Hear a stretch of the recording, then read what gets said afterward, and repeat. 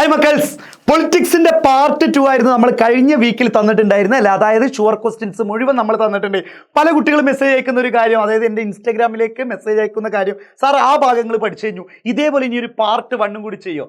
നമ്മൾ ചെയ്യുമെന്ന് അന്ന് നിങ്ങൾക്ക് വാക്ക് തന്നല്ലേ. അത് മാത്രമല്ല, എജുപോർട്ടിന്റെ നിങ്ങൾക്ക് എജുപോർട്ട് തന്നൊരു വാക്ക് എന്ന് പറഞ്ഞാൽ ഹ്യൂമാനിറ്റീസ് മക്കളെ നിങ്ങളെ സെറ്റാക്കി തരടാ. ഹ്യൂമാനിറ്റീസ് മക്കൾക്ക് ആരും നോക്കാനില്ലാത്തൊരു സമയത്ത് എജുപോർട്ട് എന്ന ഒരു ആശയം മുന്നിലേക്ക് വരുന്നത് ഹ്യൂമാനിറ്റീസ് പിള്ളേർക്ക് എന്തായാലും കൊടുക്കണം. നമ്മുടെ അജാ സാറ് പറഞ്ഞത് മുതൽ തന്നെ നമ്മൾ എഫേർട്ട് എടുത്ത് തുടങ്ങിക്കഴിഞ്ഞു. വർഷങ്ങൾക്ക് മുന്നേ എജുപോർട്ട് സ്റ്റാർട്ട് ചെയ്യുമ്പോൾ തന്നെ എഫേർട്ട് എടുത്ത് തുടങ്ങി. ഹ്യൂമാനിറ്റീസ് മക്കളെ നമ്മൾ ഒരിക്കലും കൈവിടില്ല. അപ്പോൾ മറ്റുള്ള മക്കളോ അങ്ങനെയല്ല കേട്ടോ ഞാൻ പറയുന്നത്. ഹ്യൂമാനിറ്റീസ് പിള്ളേരെ പൊതുവെ എന്ത് ചെയ്യാറില്ല, എവിടെ ട്യൂഷനുകളില്ല, പിന്നെ അംഗീകരിക്കാറില്ല. അവരെപ്പോഴും എന്തോ ഒരു 3ാം സ്ഥാനം തന്ന പോലെയാണ്. ഓക്കെ, അപ്പോൾ ഹ്യൂമാനിറ്റീസിനും കൊമേഴ്സുകാർക്ക് ഈ പൊളിറ്റിക്കൽ സയൻസ് ഉണ്ട്.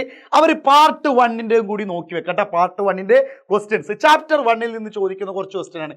എന്താണ് constitution? Explain functions of constitution. കോൺസ്റ്റിറ്റ്യൂഷൻ്റെ ഫങ്ഷൻസ് അല്ലെങ്കിൽ ഭരണഘടനയുടെ ധർമ്മങ്ങൾ എന്തൊക്കെയാണെന്ന് എഴുതുക എന്ന് വയ്ക്കും. പിന്നെ രണ്ടാമത്തെ അതിൽ തന്നെ ക്വസ്റ്റ്യൻ വരുന്നതാണ്, what are the borrowed provisions in Indian constitution. അതായത് ഇന്ത്യൻ ഭരണഘടന എന്ന് പറയുന്നത് പല രാജ്യങ്ങളിൽ നിന്ന് കടമെടുത്തതല്ലേ, ആ കടമെടുത്ത വ്യവസ്ഥകൾ എന്തൊക്കെയാണെന്ന്. മൂന്നാമത്തെ ക്വസ്റ്റ്യൻ ആയിട്ട് വരുന്നു, what is the mean by authority of a constitution. Explain the factors determine the authority of Indian constitution. Indian ഭരണഘടനയുടെ അധികാരം നിർണ്ണയിക്കുന്ന ഘടകങ്ങൾ വിശദമാക്കുക അല്ലെങ്കിൽ വിശദീകരിക്കുക. ഇതാണ് ഒന്നാമത്തെ ചാപ്റ്ററിലെ എപ്പോഴും ചോദിക്കുന്ന ക്വസ്റ്റ്യൻസ് എന്നാണ്.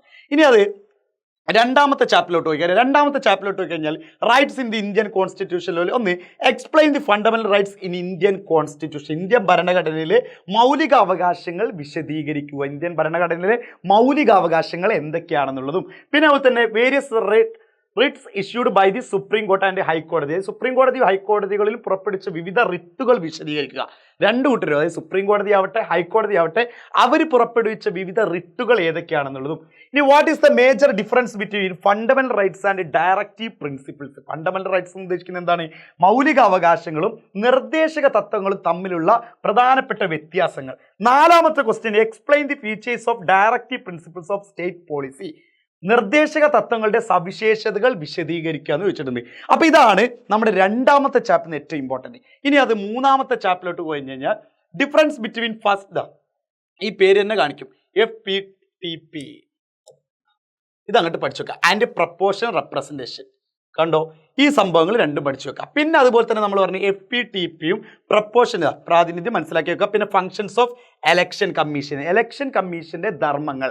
എന്തിനാണ് എലക്ഷൻ കമ്മീഷൻ, തെരഞ്ഞെടുപ്പ് കമ്മീഷൻ. പിന്നെ major suggestions of electoral reforms in India. ഇന്ത്യയിലെ തെരഞ്ഞെടുപ്പ് പരിഷ്കാരങ്ങൾക്കുള്ള പ്രധാന നിർദ്ദേശങ്ങൾ വിശദീകരിക്കുക. അതാണ് മൂന്നാമത്തെ ചാപ്റ്റർ. ഇനി നാലാമത്തെ ചാപ്റ്റർ ആയിട്ടുള്ള എക്സിക്യൂട്ടീവിൽ നോക്കുന്നത് powers and functions of the president of India. Indian രാഷ്ട്രപതിയിലെ അവരുടെ എന്തൊക്കെയാ അധികാരങ്ങളും ബാക്കിയുള്ള കാര്യങ്ങളും കൂടി, പവേഴ്സ് ആൻഡ് ഫങ്ഷൻസ്. ഇനി explain the powers and functions of the prime minister. അപ്പോൾ ഒന്നല്ലെങ്കിൽ സുപ്രീം അല്ലെങ്കിൽ നമ്മൾ പറയുന്ന പ്രസിഡന്റിന്റെ ചോദിക്കാം, അല്ലാന്നുണ്ടെങ്കിൽ പ്രൈം മിനിസ്റ്ററിന്റെ ചോദിക്കാം. ഇനി മറ്റൊരു question, explain the structure of civil service in India. ഏറ്റവും ഇമ്പോർട്ടൻ്റ് ആണ് മക്കളെ. പല എക്സാം പേപ്പറുകളും എടുത്തു നോക്കിക്കഴിഞ്ഞാൽ civil service in India, all India service, അങ്ങനെ സ്റ്റേറ്റ് സർവീസ് എന്നുള്ള 3 കോളങ്ങളായിട്ട് കൊടുത്തിട്ടില്ലേ, ആ സംഭവങ്ങൾ ചോദിക്കും. ഓക്കെ ആണല്ലോ.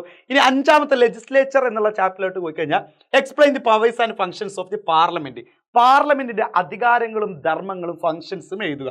ഇനി രണ്ടാമത്തത്, how does the parliament make laws. Parliament എങ്ങനെയാണ് നിയമങ്ങൾ നിർമ്മിക്കുന്നത് എന്നുള്ള ക്വസ്റ്റ്യൻ നോക്കി വെക്കണം. ഇനി how does the parliament control the executive. Parliament എങ്ങനെയാണ് എക്സിക്യൂട്ടീവിനെ നിയന്ത്രിക്കുന്നത്. ഇതാണ് ചാപ്റ്റർ 5 ലെജിസ്ലേച്ചറിൽ പഠിക്കേണ്ടത്. ഇനി ആറാമത്തെ ചാപ്റ്റർ ജുഡീഷ്യറി, അതായത് കോടതിയുടെ ചാപ്റ്റർ ഉണ്ടല്ലോ, അതിൽ എന്തൊക്കെയാണ് പഠിക്കാന്ന് വെച്ച് കഴിഞ്ഞാൽ, ഒന്ന് ഈ ജുഡീഷ്യറിയുടെ ഫങ്ഷൻസ് എന്തൊക്കെയാണ്. പിന്നെ explain how does the Indian constitution ensure the independence of the judiciary. ഇന്ത്യൻ ഭരണഘടന ജുഡീഷ്യറിയുടെ സ്വാതന്ത്ര്യം എങ്ങനെ ഉറപ്പാക്കുന്നുവെന്ന് വിശദീകരിക്കുക. അടുത്തതായിരുന്നാണ് സുപ്രീം കോർട്ടിന്റെ ജൂറിസ്ഡിക്ഷൻ. സുപ്രീം കോടതിയുടെ അധികാര പരിധി വിശദമാക്കുവാനും. പിന്നെ അതുപോലെ തന്നെ what mean by public interest litigation, അതായത് PIL or social action litigation. ഇത് എക്സാമിന് ചോദിക്കുക, ഇതും നോക്കി വെക്കണം. ഇനി അടുത്തത് ഫെഡറലിസം. ഏഴാമത്തെ ചാപ്റ്ററിലോട്ട് പോയി കഴിഞ്ഞാൽ ഫെഡറലിസത്തിൽ എപ്പോഴും നോക്കേണ്ടതാണ് ഈ 3 ലിസ്റ്റുകളില്ലേ, union list, state list, concurrent list. ആ 3 കാര്യങ്ങൾ നോക്കി വെക്കണം. പിന്നെ അതുപോലെ തന്നെ നമ്മൾ പറഞ്ഞ ഗവർണറിന്റെ ഈ ഗവർണറിന്റെ റോൾ എന്തൊക്കെയാണ്, അങ്ങനത്തെ കുറച്ച് കാര്യങ്ങളില്ലേ, അത് നോക്കിക്കിട്ട്. ഇത് ഏറ്റവും ഇമ്പോർട്ടൻ്റ് ആണ് പറയുന്നത്. ഓരോ ചാപ്റ്ററിന് 2-3 ക്വസ്റ്റ്യൻസ് മാത്രമാണ് പറയുന്നത്.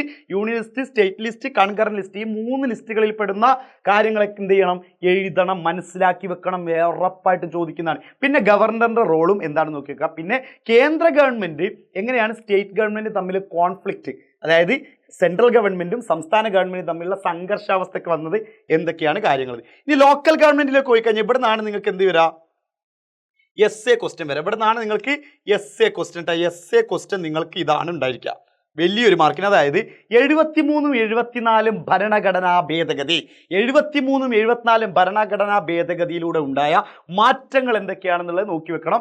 ചാപ്റ്റർ 9ലേക്ക് പോയി കഴിഞ്ഞാൽ constitution as A living document, ഭരണഘടന ഒരു സജീവ പ്രമാണം എന്ന നിലയിൽ നിന്നുള്ള ഭരണഘടന ഭേദഗതി ചെയ്യുന്നതിനുള്ള നടപടിക്രമങ്ങൾ എന്താ, പ്രൊസീജിയറുകൾ എന്തൊക്കെയാണെന്ന് നോക്കി വെക്കുക. ഇനി 10ാമത്തെ നോക്കിക്കുക, ഫിലോസഫി ഓഫ് ഇന്ത്യൻ കോൺസ്റ്റിറ്റ്യൂഷൻ, ഭരണഘടനയുടെ രാഷ്ട്രീയ തത്വശാസ്ത്രങ്ങൾ എന്തൊക്കെയാണ്, ഫിലോസഫി എന്തൊക്കെയാണെന്ന് നോക്കിക്കണം. പിന്നെ ലിമിറ്റേഷൻസ് നോക്കണം, ക്രിറ്റിസിസം നോക്കണം, ഭരണഘടനയുടെ പരിമിതികൾ എന്തൊക്കെയാണെന്നും പിന്നെ വിമർശനങ്ങൾ എന്തൊക്കെയാണെന്നും കൂടി നോക്കി വെക്കണം. ഇനി 11ാമത്തെ ചാപ്റ്ററിലേക്ക് പോയി കഴിഞ്ഞാൽ പൊളിറ്റിക്കൽ തിയറി എന്തിനാണ് പഠിക്കുന്നത്, ആ ഒരു കാര്യം കൂടി പഠിച്ചു വെച്ചാൽ അതിൽ അത്ര ഉള്ളു പഠിക്കാൻ.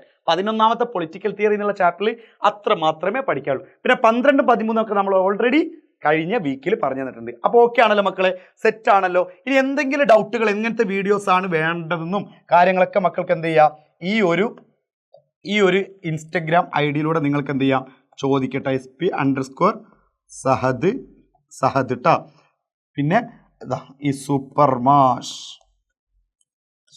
മാഷ് ഇതിലൂടെ വീഡിയോസ് വരും. പിന്നെ ഈ ഹ്യൂമാനിറ്റീസിന്, ഇത് എൻ്റെ ഒരു അക്കൗണ്ടാണ്. ഈ ഹ്യൂമാനിറ്റീസിന് വേണ്ടിയിട്ട് നമ്മുടെ ക്വസ്റ്റ്യൻ ആൻസറുകളൊക്കെ വരുന്ന സംഭവങ്ങളാണ് എജുപോർട്ട് ഹ്യൂമാനിറ്റീസ്. പൊളിറ്റിക്സിൻ്റെ എല്ലാ വീഡിയോസും ഇതിലൂടെ വരും കേട്ടോ. എജുപോർട്ട് ഹ്യൂമാനിറ്റീസ്, ഈ 3 ഇൻസ്റ്റ നിങ്ങൾ ഫോളോ ചെയ്ത് വെക്കുക.